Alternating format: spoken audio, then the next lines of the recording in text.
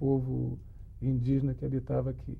O que a gente poderia dizer do seguinte fato? A questão da descoberta da América encontrou no mundo, no primeiro mundo, né, chamado primeiro mundo, na Espanha, no cinema hispânico, um filme como, aliás, dois filmes, né, o Colombo, A Conquista, e o outro, né, que tem um nome parecido, 1492, né? No entanto, no caso brasileiro, que é uma história tão de tamanha magnitude, semelhante àquela, nós, salvo esse filme, nós não temos um mesmo tratamento da parte do cinema em se tratando de grandes produções, superproduções. Que reflexões a gente poderia fazer disso? Problemas de mercado, de política cinematográfica, cultural? Na década de 50, com a criação da Veracruz, a Veracruz tinha uma capacidade técnica, né, fortíssima, de técnicos que vieram da Europa, do Brasil mesmo. Então, ela produziu vários longas, abordando alguns a vida brasileira, a cultura brasileira, mas não alguns históricos, como Sim a Moça, por exemplo. Sim a Moça, dirigido pelo Tom Penny, é quase que um épico. É um filme maravilhoso, com a Ruth de Souza no papel fantástico, aborda a libertação dos escravos, né? Então, essa história no cinema, vamos dizer, a história, vamos dizer, grandiosa, ela já aparece na Veracruz, né? No cinema novo, ele vai interpretar a história popular. Glauber tenta interpretar, por exemplo, Canudos, né? E mesmo Lampião, quer dizer, a história popular. A história oficial vai voltar com a criação da Embrafilme, que o governo, na época da ditadura militar, tinha interesse de divulgar a história oficial brasileira. Então, alguns filmes foram produzidos, algumas grandes produções. Independência ou Morte. Independência ou Morte, né?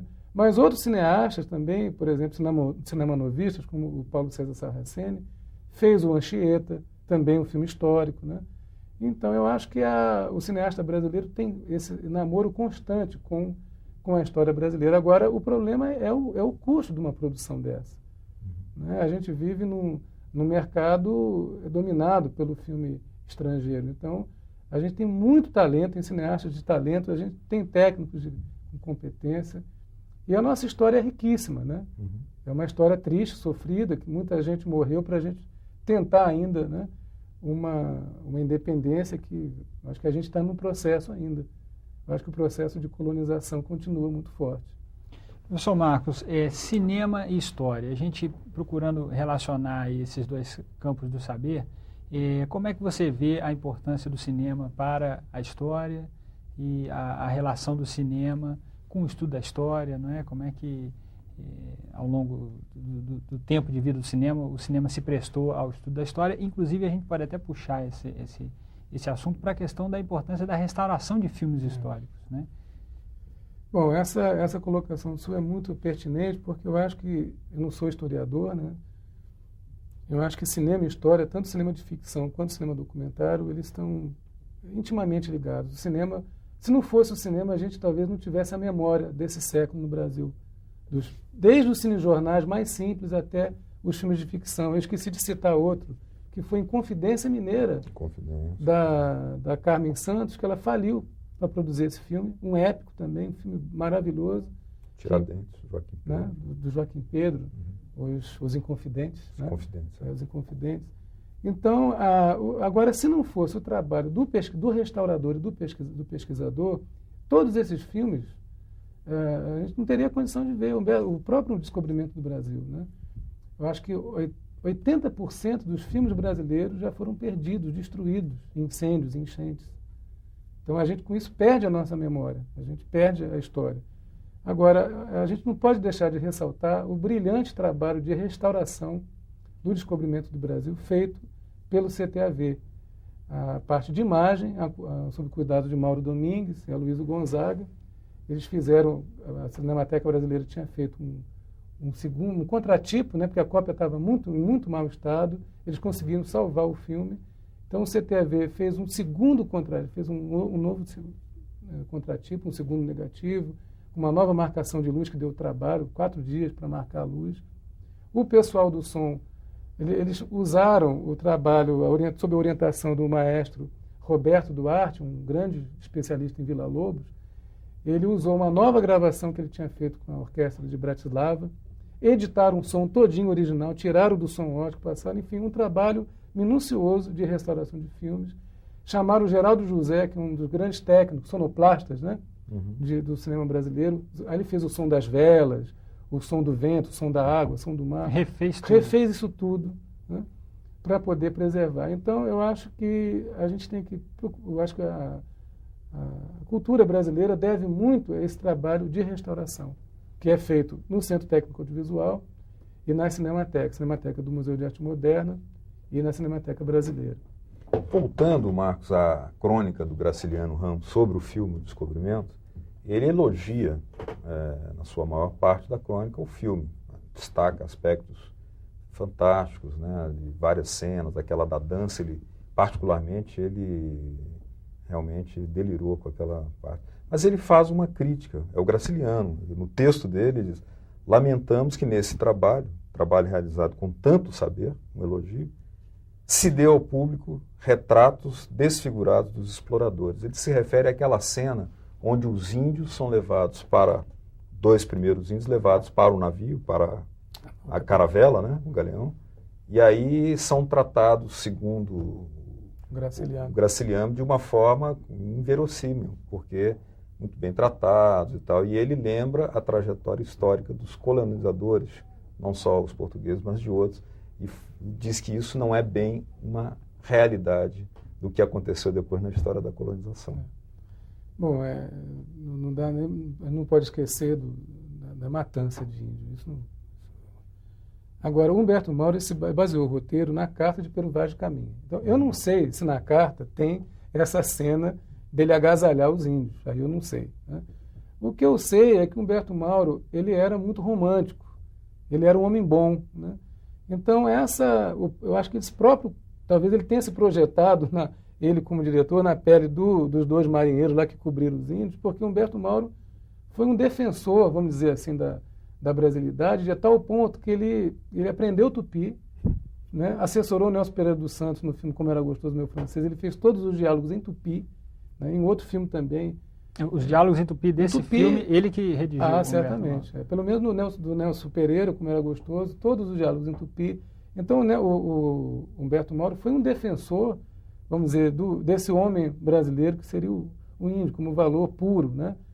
Então, eu não vejo, aí eu acho que eu sinto que o Graciliano, que era um militante, né, deve ter ficado indignado, mas eu não vejo isso como uma proteção do português do Humberto Mauro. Eu acho que foi mais um dado dele, talvez romântico, mas, na verdade, o Humberto Mauro defendeu muito essa pureza indígena em outros filmes que ele fez, né, que ele assessorou com o conhecimento da língua tupi, que ele falava, conhecia.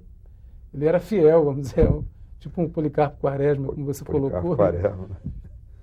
Marcos, nesse momento em que nós comemoramos os 500 anos do Brasil, eu te pergunto, enquanto estudioso, professor de cinema e documentarista, o cinema brasileiro tem o que comemorar e deve ter também o que reclamar, né? Como é que a gente faria aí um balanço desses dois aspectos na história do cinema brasileiro?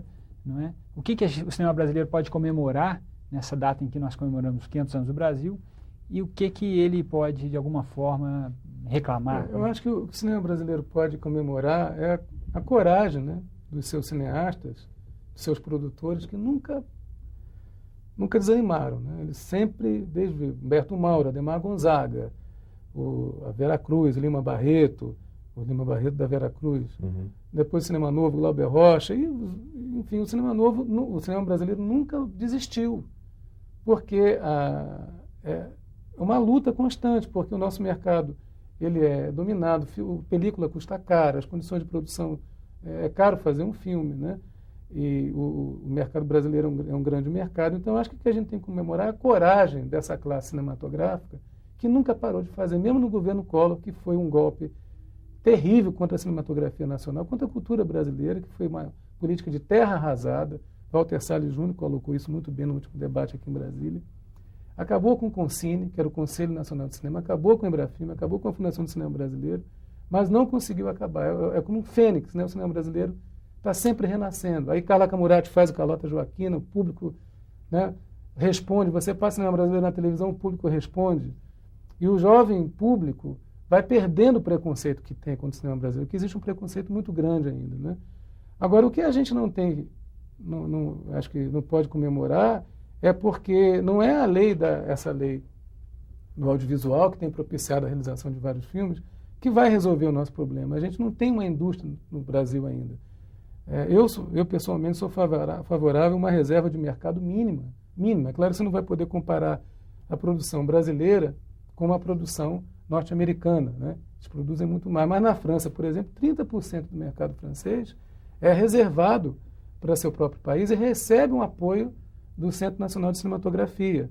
Então, eu acho que não é paternalismo, o Ministério da Cultura tinha que investir diretamente na produção de cinema brasileiro, e a gente aguarda agora o resultado da comissão do Senado, né, que está, eu estou sem saber o que está sendo discutido, vai ser discutido agora na semana que vem em Brasília, num debate entre o presidente da Motion Pictures, Patents Association, com o secretário nacional do audiovisual e o Francelino Pereira do Senado, perdão. Então, eu acho que eles têm alguma coisa a dizer, né? Porque a gente não pode ter uma cinematografia, o país sem uma cinematografia, ele não tem identidade.